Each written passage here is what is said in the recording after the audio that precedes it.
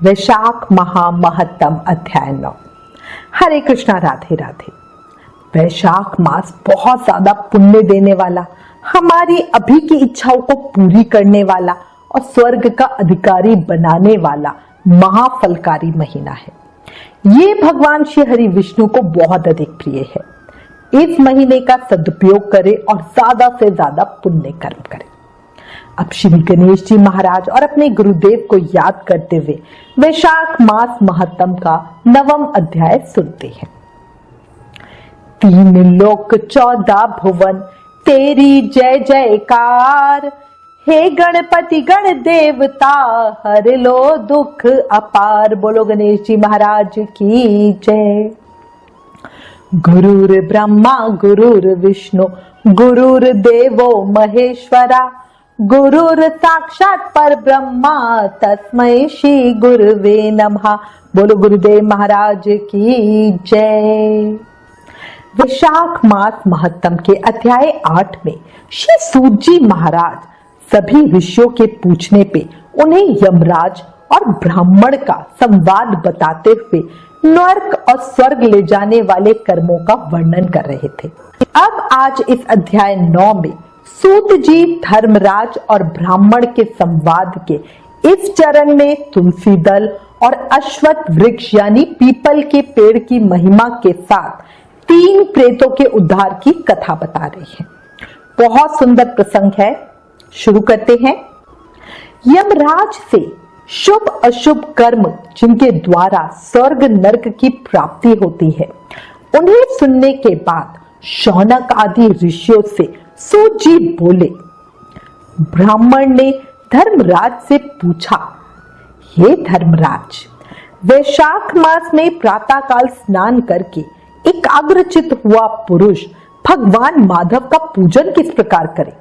आप इसकी विधि का वर्णन करें। धर्मराज ने कहा, ब्राह्मण, पत्तों की जितनी जातियां हैं उन सब में तुलसी भगवान श्री विष्णु को सबसे अधिक प्रिय है। पुष्कर आदि जितने तीर्थ हैं, गंगा आदि जितनी नदियां हैं तथा वासुदेव आदि जो जो देवता हैं, वे सभी तुलसी दल में निवास करते हैं। अतः तुलसी सर्वदा और सब समय भगवान श्री विष्णु को प्रिय है। कमल और मालती का फूल छोड़कर तुलसी का पत्ता ग्रहण करें और उसके द्वारा भक्ति पूर्वक भगवान माधव की पूजा करें। उसके पुण्य फल का पूरा पूरा वर्णन करने में कोई भी सामर्थ्य नहीं है। जो बिना स्नान किए ही देव कार्य या पितृ कार्य के लिए तुलसी का पत्ता तोड़ते हैं, उनके सारे कर्म निष्फल हो जाते हैं। वो पंचगव्य पान करने से शुद्ध होते हैं। जैसे हरर बहुत सारे रोगों को तत्काल हर लेती है, उसी प्रकार तुलसी दरिद्रता और दुर्भोग आदि से संबंध रखने वालों से अधिक पापों को भी शीघ्र ही दूर कर देती है। तुलसी काले रंग के पत्तों वाली हो या हरे रंग की, उनके द्वारा श्री मधुसूदन का पूजन करने से प्रत्येक मनुष्य विशेषता भगवान का भक्त नर से नारायण हो जाता है। जो पूरे वैशाख महीने में तीनों संध्याओं के समय तुलसी दल से मधुहंता श्री हरि का पूजन करता है, उसका पुनः इस संसार में जन्म नहीं होता। फूल और पत्तों के ना मिलने पर अन्न आदि के द्वारा धान, गेहूं, चावल अथवा जौ के द्वारा भी सदा श्रीहरि का पूजन करें। तत्पश्चात सर्वदेवमय भगवान विष्णु की प्रदक्षिणा यानी परिक्रमा करें। इसके बाद देवताओं, मनुष्यों, पितरों तरह चराचर जगत का तर्पण करें। पीपल को जल देने से दरिद्रता, कालकर्णी ये एक तरह का रोग होता है, दुस्वप्न, दुश्चिंतता तथा संपूर्ण दुखों का नाश होता है।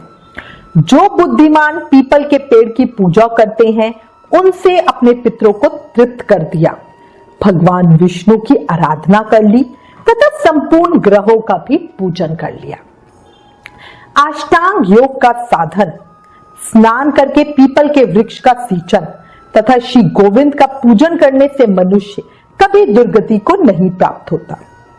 जो सब कुछ करने में असमर्थ हो, वो स्त्री या पुरुष यदि पूर्वोक्त नियमों से युक्त होकर वैशाख की त्रयोदशी, चतुर्दशी और पूर्णिमा तीनों दिन भक्ति से विधि पूर्वक प्रातः स्नान करे तो सब पातकों से मुक्त होकर अक्षय स्वर्ग के वासी होते हैं।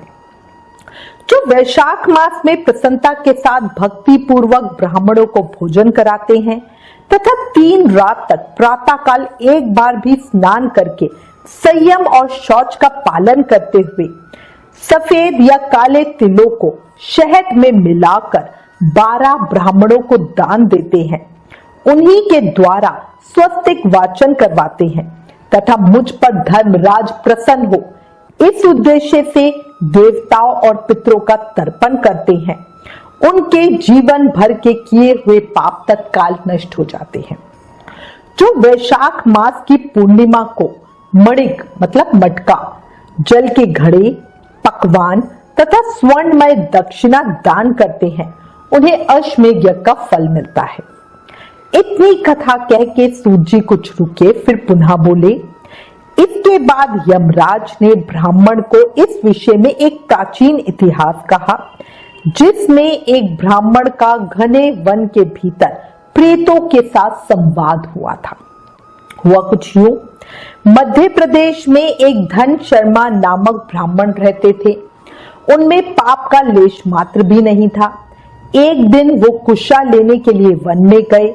वहां उन्होंने एक अद्भुत बात देखी। उन्हें 3 महाप्रेत दिखाई दिए जो बहुत ही दुष्ट और भयंकर थे। ब्राह्मण धन शर्मा उन्हें देख के बहुत डर गए। उन प्रेतों के केश ऊपर को उठे हुए थे, लाल लाल आंखें थी, काले काले दांत, सूखा हुआ उनका पेट था। धन शर्मा ने उनसे पूछा, तुम लोग कौन हो और ये नर्क किसी अवस्था तुम्हें कैसे मिली?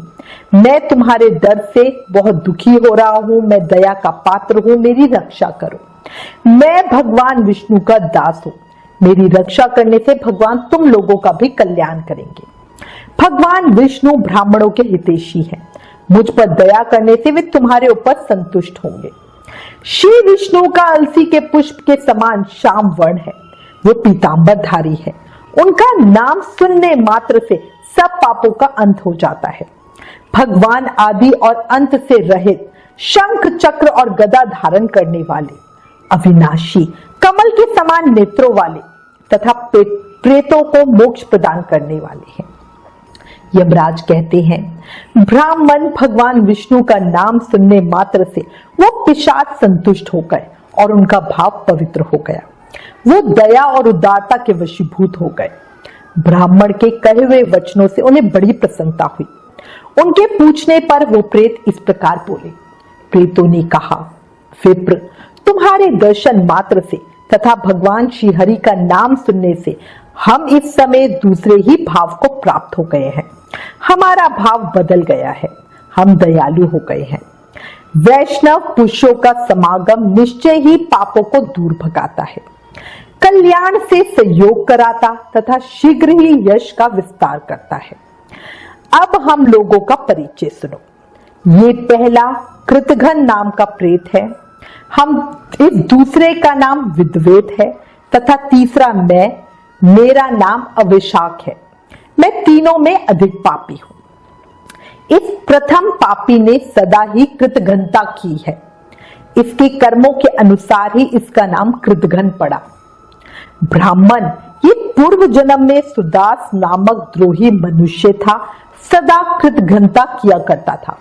कृतघ्न क्या होता है? कृतघ्न वो व्यक्ति होते हैं जो किसी के द्वारा अपने प्रति किए गए सत्कामों को भूल जाते हैं या नहीं मानते हैं, और इसी से उनका नाम कृतघ्न पड़ा। ठीक है, उसी पाप से ये इस अवस्था को पहुंचा।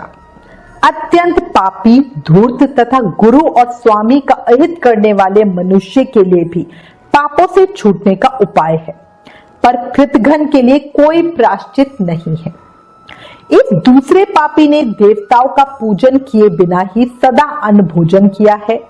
इसने गुरु और ब्राह्मणों को कभी दान नहीं दिया, इसलिए इसका नाम विद्वेत हुआ है। ये पूर्व जन्म में हरिवीर नाम से विख्यात राजा था। 10,000 गांवों पर इसका अधिकार था। ये रोष, अहंकार तथा नास्तिकता के कारण गुरुजनों की आज्ञा का उल्लंघन करने में तत्पर रहता था।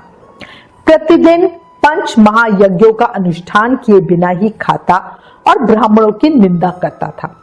उसी पाप कर्म के कारण ये बड़े बड़े नरकों का कष्ट भोगकर इस समय विद्वेत नामक प्रेत हुआ है। अब वैशाख नामक तीसरा प्रेत मैं हूं। मैं पूर्व जन्म में ब्राह्मण था। मध्य प्रदेश में मेरा जन्म हुआ था। मेरा नाम गौतम था और गोत्र भी गौतम ही था। मैं वासपुर गांव में निवास करता था। मैंने माधव मास में भगवान माधव की प्रसन्नता के उद्देश्य से कभी स्नान नहीं किया, दान और हवन भी नहीं किया। विशेषतः वैशाख मास से संबंध रखने वाला कोई कर्म नहीं किया। वैशाख में मधुसूदन का पूजन नहीं किया तथा विद्वान पुरुषों को दान आदि से संतुष्ट भी नहीं किया।